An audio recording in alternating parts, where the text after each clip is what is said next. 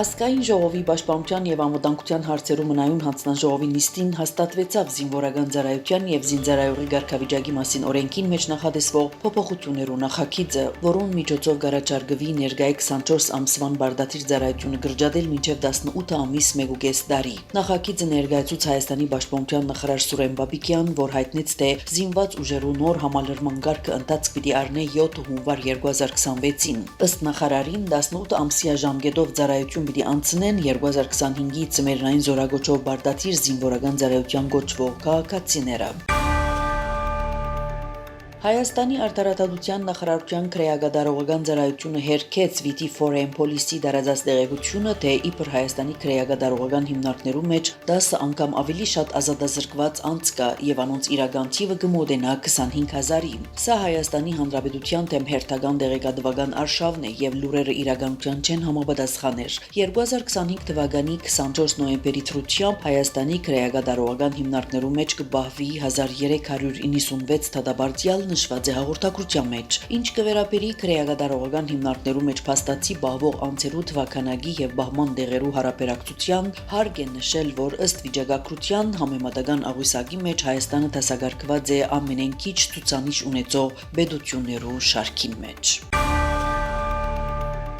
Հայաստան չի մասնակցիր Բիշկեկի մեջ 27 նոյեմբերին կայանալիք հավաքական անվտանգության պայմանագիրի գազམ་ագերբության կակատնաժողովին հայտնեց Ռուսաստանի նախագահի օգնական Յուրի Ուշակով։ Երևանը սակայն ըստ Ուշակովի թեմ չէ կակատնաժողովին համաձայնեցված փաստաթուղթերու ընդունման։ Վերջին տարիներուն հապկի հետ գազམ་ագերբության անդամ Հայաստանի հարաբերությունները լարված են հատկապես 2022 թվականի սեպտեմբերին Ադրբեջանի հարձակումեն հետո։ Չնայած Երևանի պահանջներուն հապկը մինչ օրս չդատապարտեց Թաշինքի Անտամբեդության դեմ այդ հարձակումը եւ չարցանակրեց, որ Ադրբեջանը Հայաստանեն տարածքներ գրաված է։ Հայաստանը վերջին 2 տարին հիմնական չի մասնակցիր հավաքական անվտանգության պայմանագրի գազམ་ագերբության միջոցառումներուն։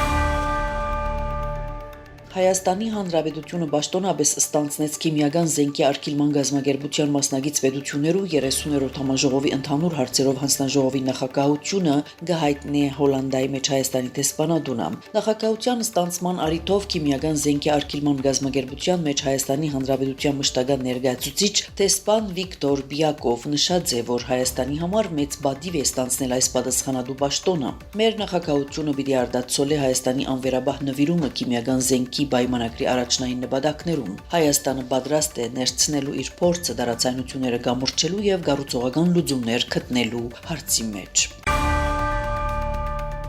Փարիզի մեջ ՅՈՒՆԵՍԿՕ-ի կենտրոնի մեջ տեղի ունեցող մշակութային եւ բնության համաշխարհային ժառանգության պաշտպանության մասին պայմանագրի անդամ պետություններու գլխավոր վեհաժողովի 25-րդ նստաշրջանին Հայաստանն առաջին անգամ ընդրվեցավ համաշխարհային ժառանգության կոմիտեի անդամ գահիտնե Հայաստանի արտաքին գործոս նախարարությունը։ Ընդրություններու ազատ տեղերու համար նախադեсված փուլին Հայաստան արձանագրած է լավագույն արդյունքը ստանալով հնարավոր 161-ին 105 ցայն, որը կվգայե մշակութային ժառանգության պահպանման ոլորտեն ներս Հայաստանի նկատմամբ միջազգային հանրության բարձր վստահության մասին։ Ստանձնելով համաշխարհային ժառանգության կոմիտեի մեջ անդամակցությունը Հայաստան վերահաստատեց իր հանձնառությունը ուղղված մշակութային եւ բնական ժառանգության պաշտպանության, պահպանության եւ վերականգնման, ինչպես նաեւ համաշխարհային ժառանգության պայմանագրի հիմնարար սկզբունքներու հարաճման գործին մեջ միջազգային ջանքերու խթանման։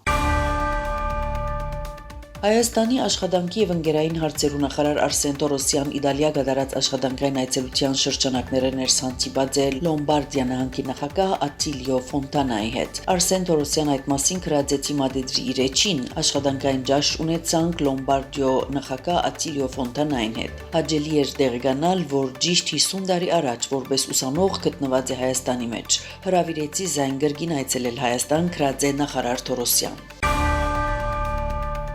Վրաստան աշխատանքային այցի ընթացքին Հայաստանի դարածքային կառավարման եւ ենթակառուցվածքներու նախարար Դավիթ Խուդատյան հանդիպած է Վրաստանի ենթակառուցվածքներու նախարար Ռեֆաս Սոխաձեի հետ։ Քննարկված են ճանապարհային ենթակառուցվածքներու, ջրային ոլորտներու մեջ անելիքները, հյուսիս-հարավ ճանապարհի կառուցման աշխատանքներու ընթացքը։ Վրացական կողմը հետաքրքրություն ցուցաբերած է ջրերու կառավարման ոլորտի ներս հայկական փորձի նկատմամբ եւ առաջարկած փորձի փոխանակում իրականացնել։ Քննարկված են նաեւ ճանապարհաշինության ոլորտին, թունելներու եւ կամուրջներու շինարարության փորձառության վերաբերյալ շարք հարցեր։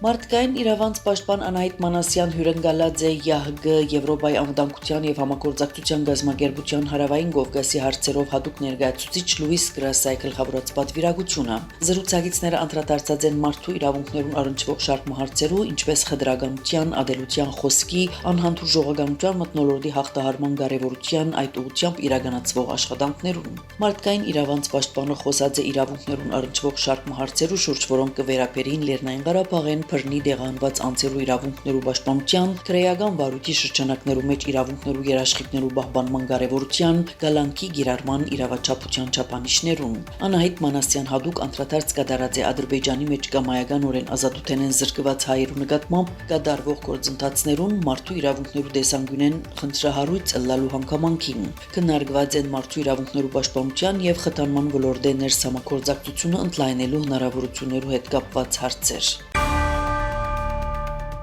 Ուկրաինացի զինվորականները այս գիշեր հայտնած են ռուսական կողմեն զանգվածային քրոհի մասին։ Ռուսաստան գիրառած է ծովային բազմավորման թևավոր հրթիռներ եւ մեծ քանակի անօթաչուներ։ Քրոհները արձանագրված են Ուկրաինի արևելյան, հյուսիսային, հարավային եւ կենտրոնական շրջաններուն վրա։ Իր հերթին ռուսական կողմը հաղորդած է ուկրաինական զանգվածային քրոհներու մասին։ Ամերիկայի բանակի քարտուղար Դեն Դրիսկոլ Աբու Դաբիի մեջ հանդիպումներ ունեցած է Ռուսաստանի պաշտոնյաներուն հետ ռուս-ուկրաինական հագամարտության դադրեցման ամերիկյան առաջարկի շուրջ, այս մասին հաղորդե CNN։ Ռուսաստանի ներկայացուցիչներուն հետ բանակցությունները տեղի ունեցան Ժնևի մեջ Ամերիկա-Ուկրաինա բանակցություններն հետո, որոնց ընթացքին քննարկված է 28 կետերը փաղկացած ամերիկյան ծրագիրը։ Աղբյուրը հայտնած է, որ այս քննարկումները պետք է հիմք հանդիսանան ապակային ավելի բարձր մակարդակով քննարկումներու համար։ Պաշտոնյան հայտնած է, որ քննարկումները պիտի շարունակվին նոյեմբեր 25-ին։ BBC աղբյուրը իր հերթին հաստատած է, որ ամերիկացի պաշտոնյաները Աբու Դաբիի մեջ պիտի հանդիպին ռուս պաշտոնյաներուն հետ։ Դրիսկոլ օրեր առաջ Կիևի մեջ բանակցություններ վարած էր Ուկրաինայի իշխանություններուն հետ։ Թայլանդի հարավը մոտ 2 միլիոն բնակիչ դարձավ անագնկալ ջրհեղեղներու բադանտը։ Դարաձաշրջանի ամենամեծ քաղաքի մեջ Հաթյայիի ջուրերու անգարավարելի բարձրացումը, էլեկտրամատակարարման խափանումները, շտապ տարհանումները լուրջ խնդիրներ պատճառած են իշխանություններուն եւ բնակիչներուն համար։ Ըստ տվյալներու արձանագրված են վերջին 300 տարվան մեջ ամենաուժեղ տեղումները։